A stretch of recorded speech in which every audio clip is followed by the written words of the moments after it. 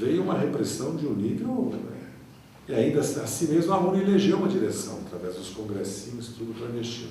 E essa direção durou muito pouco, né, porque a repressão inviabilizou porque começou a tortura, assassinato político, desaparecimento, começaram a invadir as universidades, expulsar os estudantes, né, fechar os cursos, aí mudou o caráter da repressão.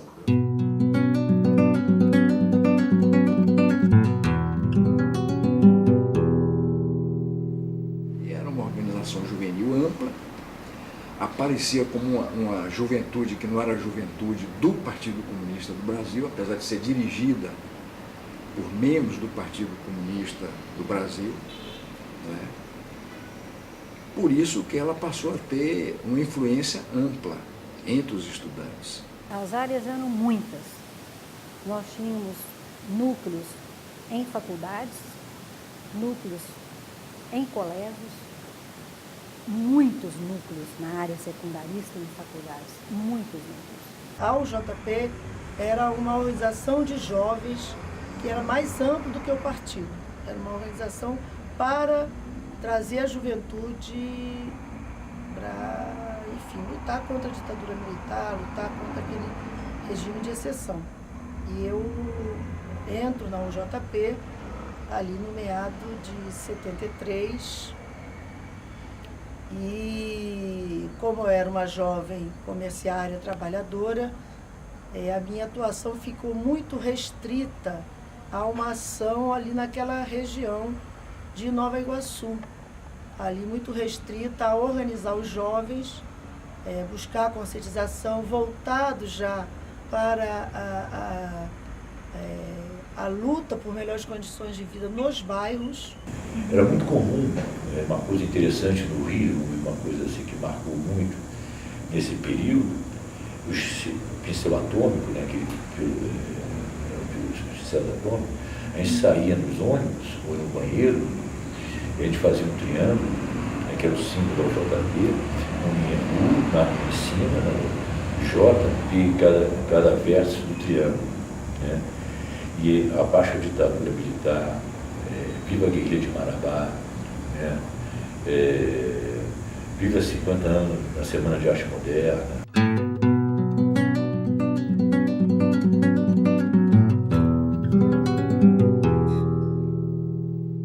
A guerrilha, como eu dizia, o contingente é um contingente juvenil, né, porque o impacto sobre a juventude na luta contra a ditadura militar foi muito forte. Então, todas essas organizações que tinham no seu programa a resistência armada era constituída de jovens, né, de pessoas bem jovens, estudantes universitários, secundaristas e alguns já formados, alguns profissionais liberais desse período, digamos assim. Então a guerrilha no Araguaia é isso, a expressão disso. Né? Alguns médicos, alguns engenheiros, psicólogos, que foram, digamos assim, já saíram da universidade nesse período de resistência. Agora, a grande maioria era estudante. Então, a resistência armada do Araguaia, que foi a resistência mais importante, porque aqui durou mais tempo, aqui enfrentou o regime militar durante praticamente 3 anos, enfrentou 3 grandes campanhas de cerca e aniquilamento, então foi a resistência mais destacada. E o mais importante, contou com amplo apoio local, exatamente produto dessa vivência dessas pessoas que foram para essa região chamada do Bico do Papagaio, está entre o Pará e nessa época o estado de Goiás, hoje Tocantins, em que essas pessoas então se identificaram com o povo da região, e o povo da região, uma parte participou diretamente da guerrilha e outros como simpatizantes, aderentes à guerrilha, etc.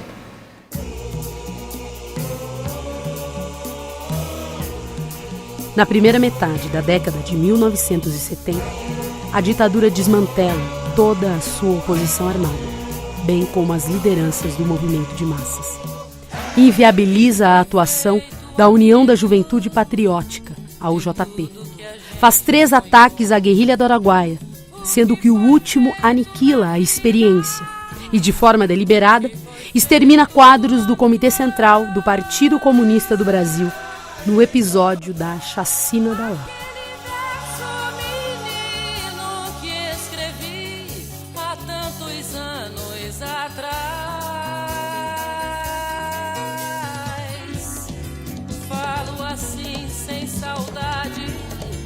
Falo assim por saber se muito vale o já feito, mas vale o que será. Mais vale o que será. E o que foi feito é preciso conhecer para melhor prosseguir.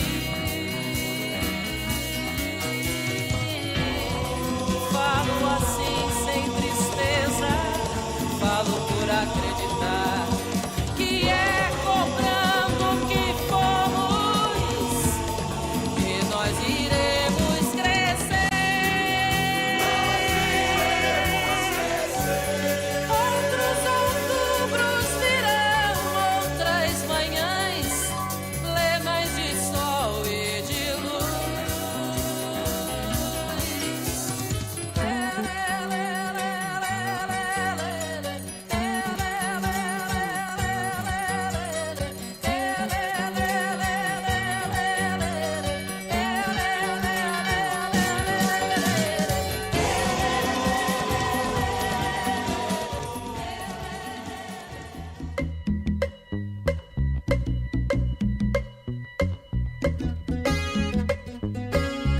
Com a perda de apoio da classe média, a ditadura militar lança o bordão: abertura lenta e gradual.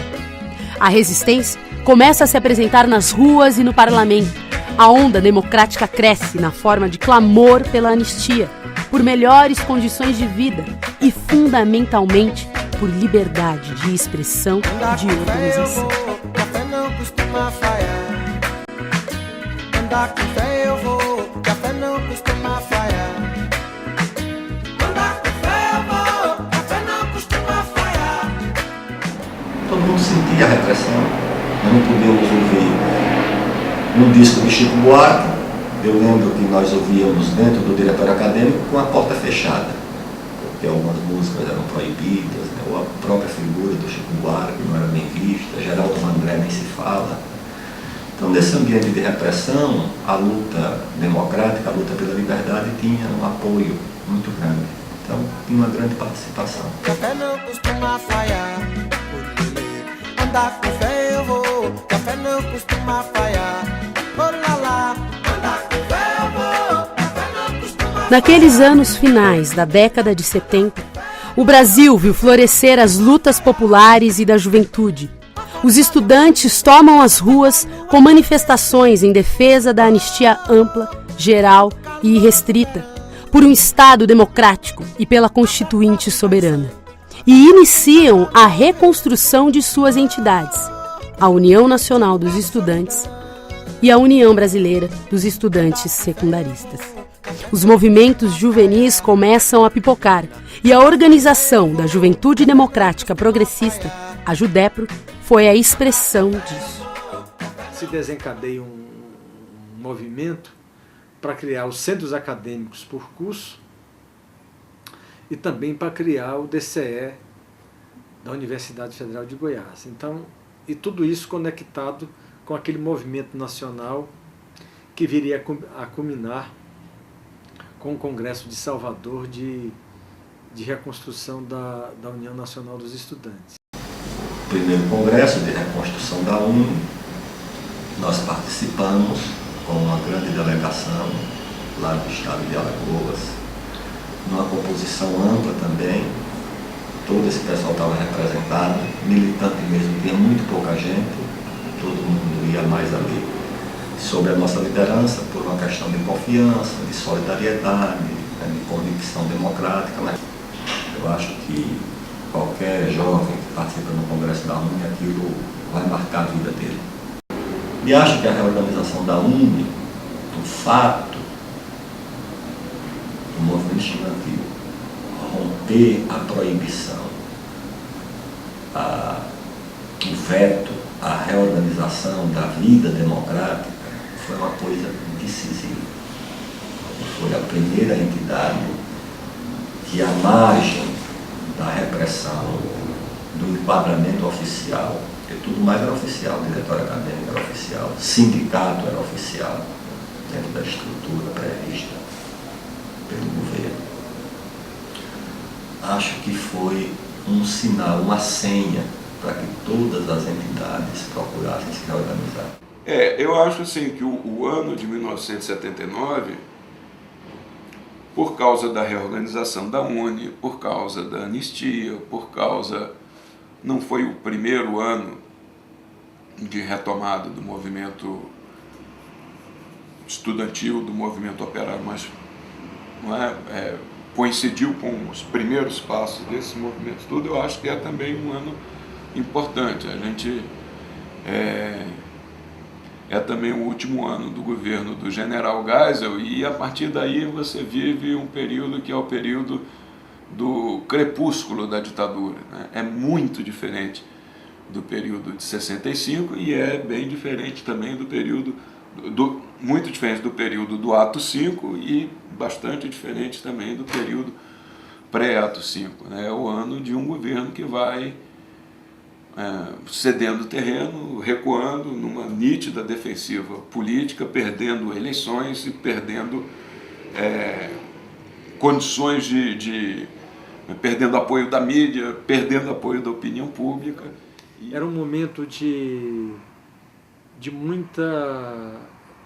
Era uma circunstância histórica que nos empurrava a saber do passado recente, de como se deu era a questão de lutar pela anistia, era a questão de no aeroporto receber os barbudos, quer dizer, os anistiados, aquela gente que saía dos cárceres ou voltava do exílio. Então, o papo na comissão de mobilização, essa greve vai ter que parar no piquete, entendeu? Aí, em 79, já foi no piquetão mesmo. Aí organizamos a comissão, decidiu no campo da Vila Euclides. Aí as assembleias eram massivas, eu 80 mil, 100 mil no campo da Vila Euclides. Vamos parar, aí fomos para a Volks, parar a Volks. Chegava o chefe com o carro lá, usava, pegava o carro quase que na mão, virava o carro e volta. Quem manda aqui somos nós. Foi assim a paralisação em 79. Como nós enfrentamos a ditadura, essa vinculação da luta econômica com a luta política foi muito fácil, até por parte da luta sindical, entendeu? E que começou a se criar, que nós chamamos aí um novo sindicalismo.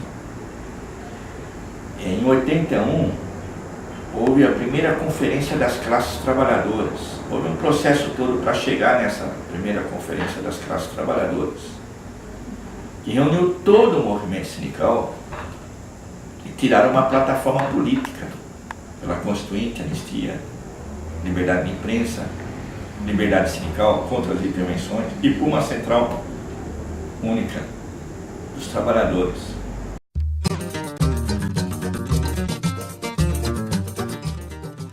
Olha, eu diria que são realidades diferentes. Então você querer comparar realidades diferentes, momentos diferentes, eu acho que é difícil.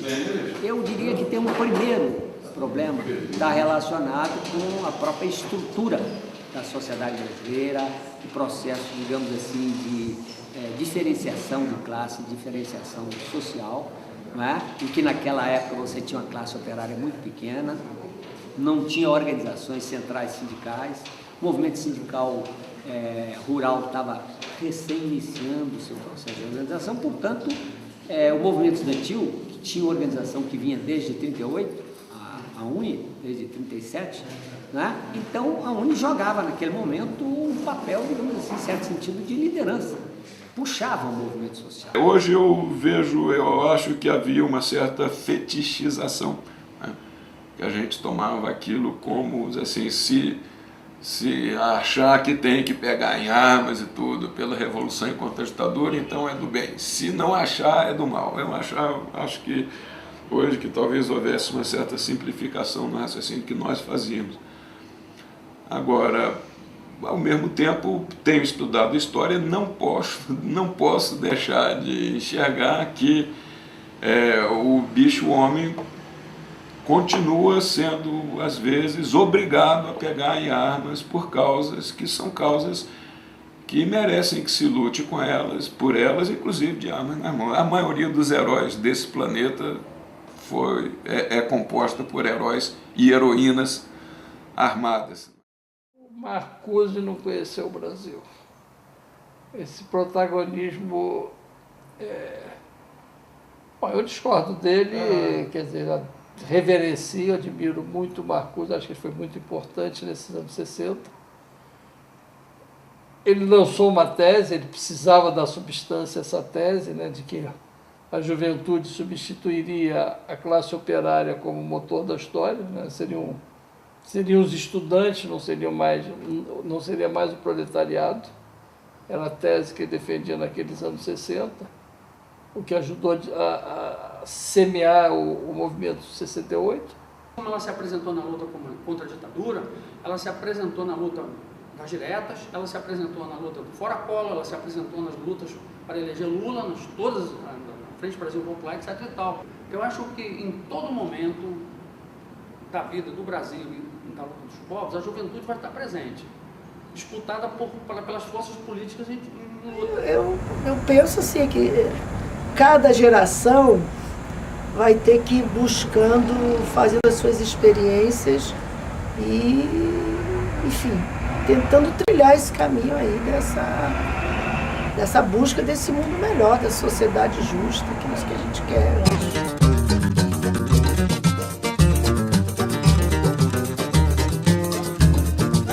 A juventude tem escrito capítulos importantes da história da luta do povo brasileiro.